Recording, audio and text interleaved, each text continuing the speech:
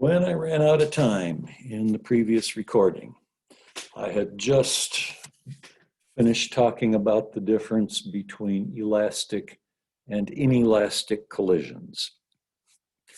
A perfectly elastic collision is one where you would have as much mechanical energy, typically you'd be talking about kinetic energy, just after the collision compared to what was there just before the collision. The opposite extreme is a perfectly inelastic collision, which is where the colliding objects stick together. Quite a bit of the energy would be lost in that case, sometimes even all of it. If you have two objects of exactly the same mass that collide head-on and stick together, they will stop after the collision. They'll come to rest, and all of the kinetic energy would have been converted into heat. If the masses are not equal, they won't quite come to a stop, but that's still going to use up most of the kinetic energy. So if you have a question involving a collision, the first thing that should go through your mind is conservation of momentum, because momentum is conserved whether it's perfectly elastic, perfectly inelastic, or anywhere in between. Kinetic energy, on the other hand, will only be conserved if the question tells you it's a perfectly elastic collision. And I've used a lot of red ink over the years on people who have tried to use kinetic energy in a collision where it doesn't say you can do that. Well, this one does say you can do that. It says the collision is elastic.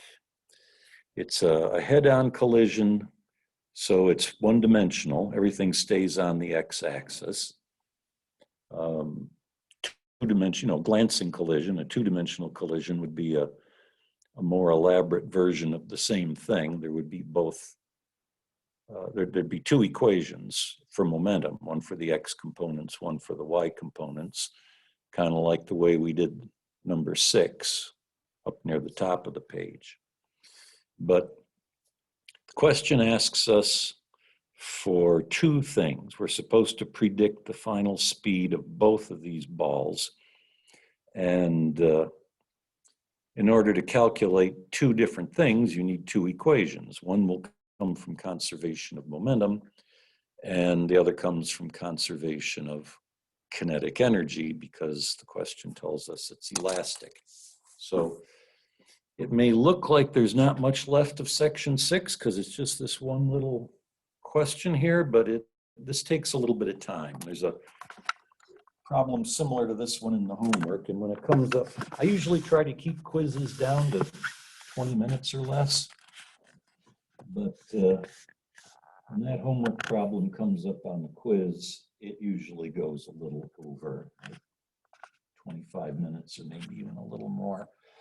So there's I think I can zoom a little closer actually.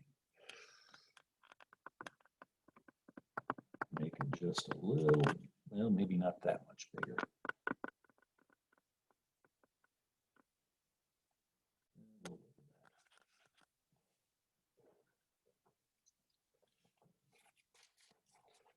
Number 7.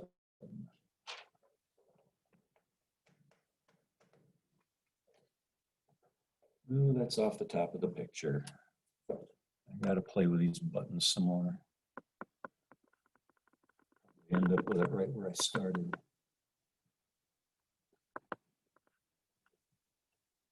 Okay.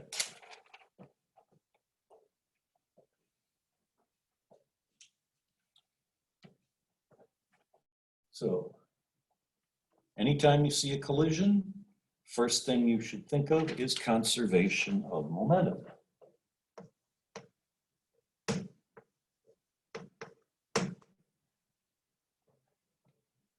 In the before picture, there's 4 kilograms, which is going 10 meters per second.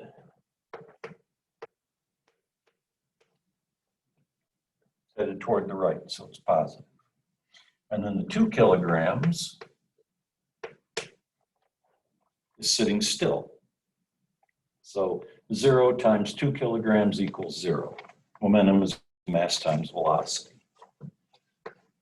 In the after picture,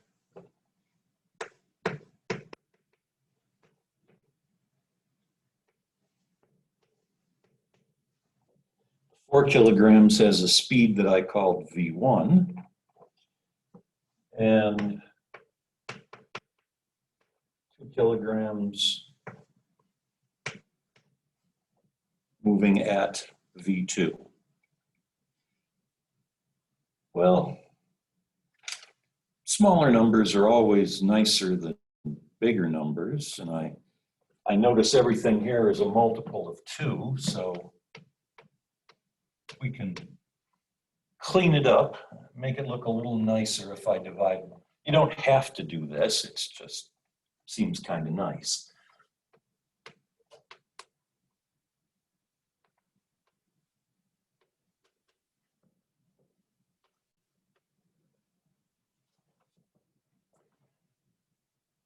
And, well, just because it's going to be handy later on, I'm going to rearrange this a little bit. But really, this is as far as you can get with this equation by itself. You've got one equation with 2 variables in it, and you can't solve that.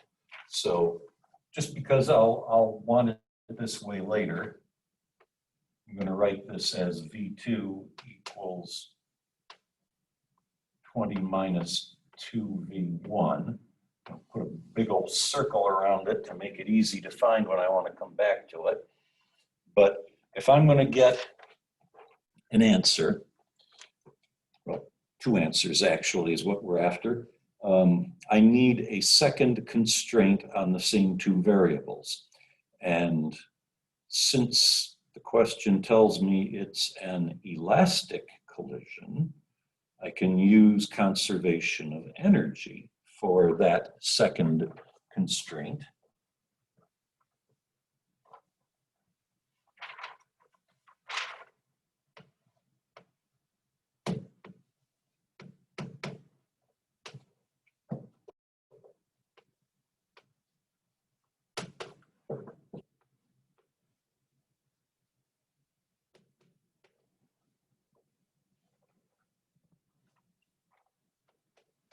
In the before picture,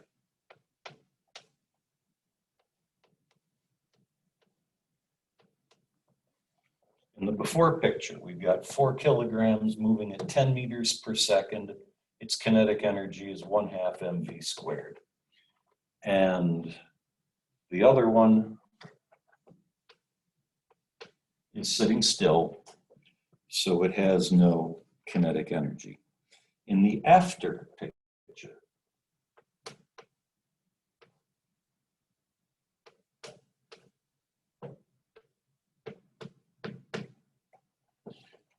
the 4 kilograms is moving with a speed V1. Kinetic energy is 1/2 mv squared.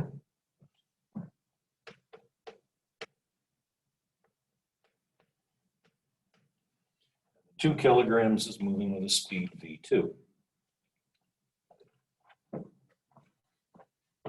100 times 4 divided by 2, 200. Half of 4 is 2.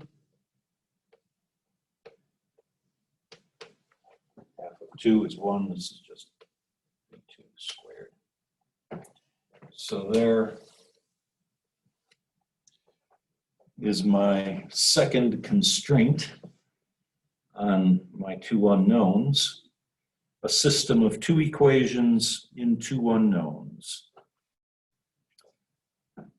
What I'm going to do, maybe you can see how I was sort of setting this up to substitute into that, is on the next line up here, I'm going to write this equation again, except where V2 used to be, I will write the thing that's equal to V2 instead.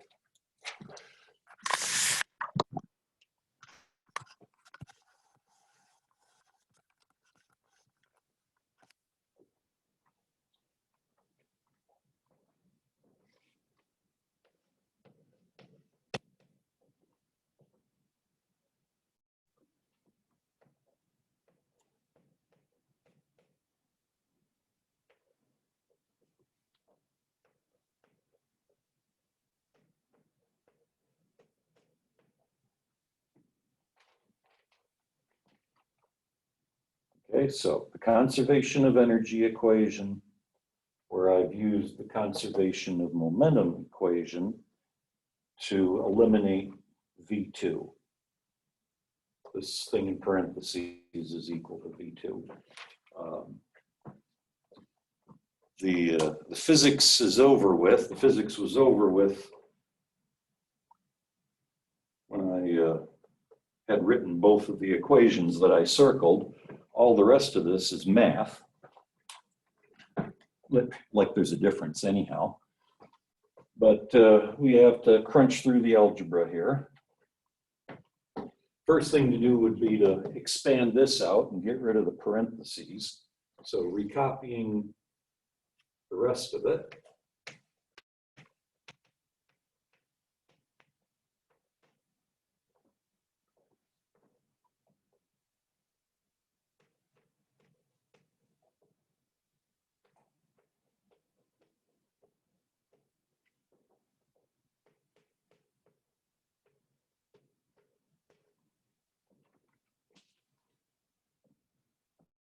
Where this comes from is you've got 20 minus 2v1 times 20 minus 2v1.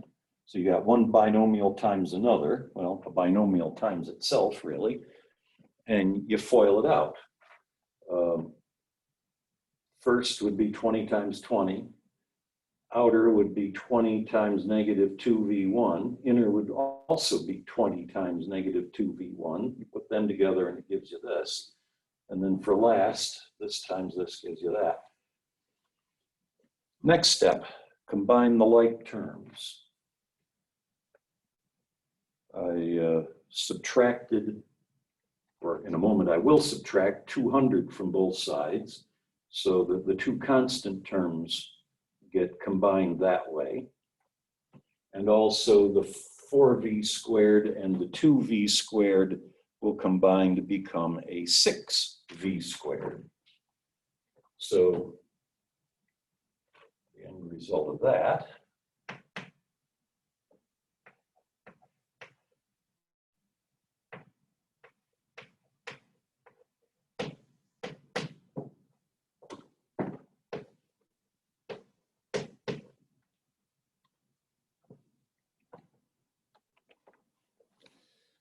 so we have a quadratic to solve. Now, if you don't happen to spot how to factor the thing, you can always use the quadratic formula. And if you don't happen to remember the quadratic formula, you know, if it's like, oh, I can never remember it. Is it divided by A or is it divided by 2A? Well, once again, your formula sheet is your loyal friend. Page 5 of the formula sheet. You go down near the bottom somewhere, and right next to my finger there, you see the quadratic formula. So if you ever find yourself in a position where you need that, there it is, right where you can look it up in the middle of a test. But if you are clever, you don't actually need the quadratic formula for here, because this one factors. If you have, if you don't happen to spot how to factor it, the quadratic formula will take care of things for you. But if you happen to notice, this is equal to negative 20 plus 2v1 and negative 10 plus 3. Oh, I forgot the 2. Negative 20 plus 2v1, negative 10 plus 3v1. So negative 10 times negative 20 gives you 200. The outer, that times that gives you negative 60v1. Inner, that gives you negative 20v1. 60 and 20 adds up to the 80. Last, 2 times 3 gives you 6v squared. So this equation is valid if this factor equals 0, or if this factor equals 0. If the first one equals 0,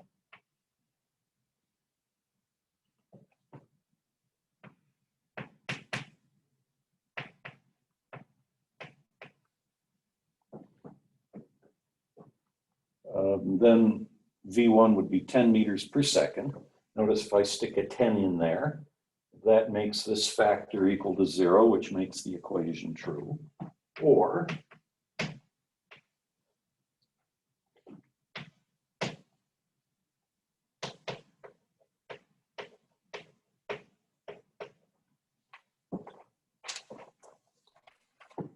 if you put in 3 1/3 meters per second, that's going to make, that'll make this a positive 10, which cancels with the negative 10, and it makes that factor 0.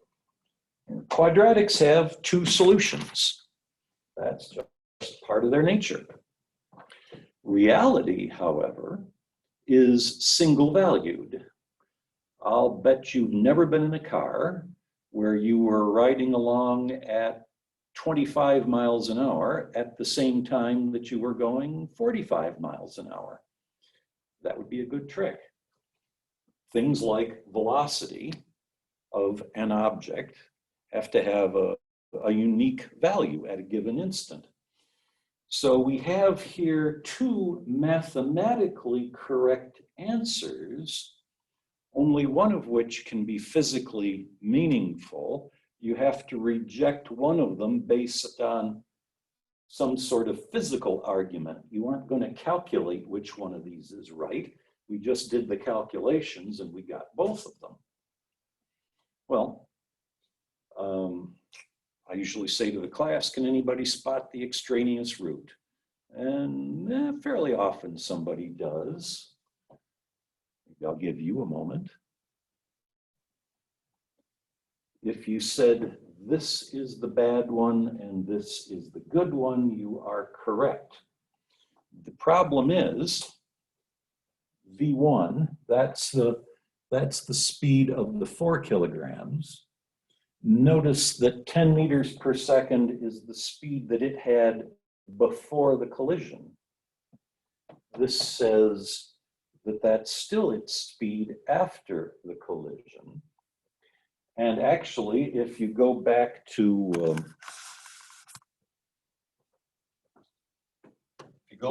this and calculate what V2 would be, if V1 is 10, V2 is 0, which is also the initial velocity of that other ball. So what this answer is saying is that the one ball comes up to the other one, and when they hit, it just passes right through it, kind of ghost-like, and keeps on going without disturbing the one that it hit. Now, if you think about it, if that could occur, energy would be conserved, kinetic energy, and momentum would be conserved. And that's all we told our equations is give me an answer where energy and momentum is conserved. So that's what it gave us. But yeah, that's not going to happen. So this is the spurious root. This one, on the other hand, shows the incident ball being slowed down by having run into the other one. And when we plug the numbers in over here, the other one will have picked up some speed and have been knocked away. And that actually makes physical sense. So you have to get into those kinds of arguments rather than just, calculating something. So I'll write down a little bit of what I just said.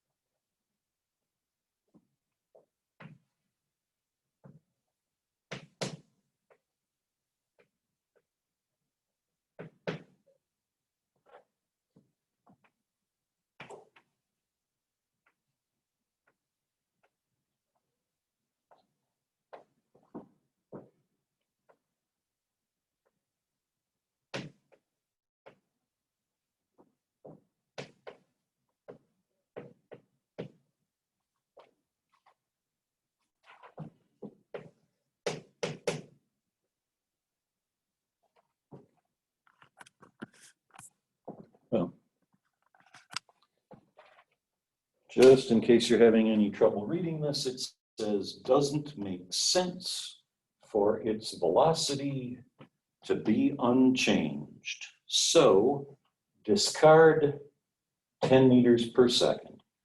That makes V1 3 1/3.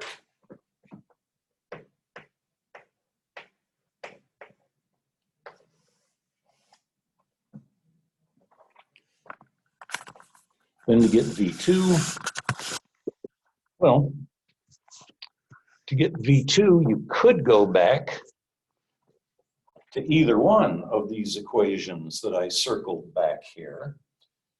But I think it's going to be a little bit less work if you go back to this one. So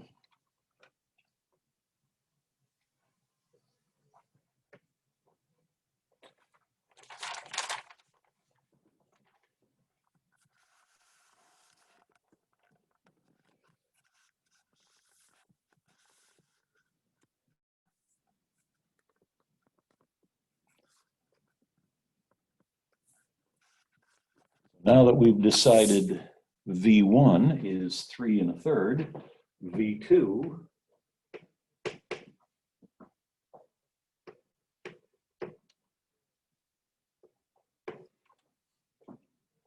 conservation of momentum told us that V2 is equal to 20 minus 2V1, which I now know to be 3 1/3.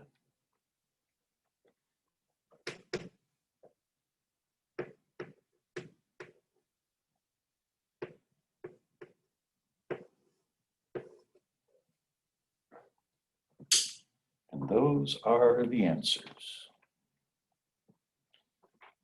And as I said, if it was a glancing collision so that the balls went off at angles instead of everything staying on the x-axis, it would be kind of like this, but even worse. It would be 3 equations in 3 unknowns, because you'd have a similar kind of energy equation, but momentum being a vector, you'd have conservation of x momentum and conservation of y momentum, and that would make for a really long quiz. Anyway, that's the end of section 6. Section 7 is where we begin to look at rotation.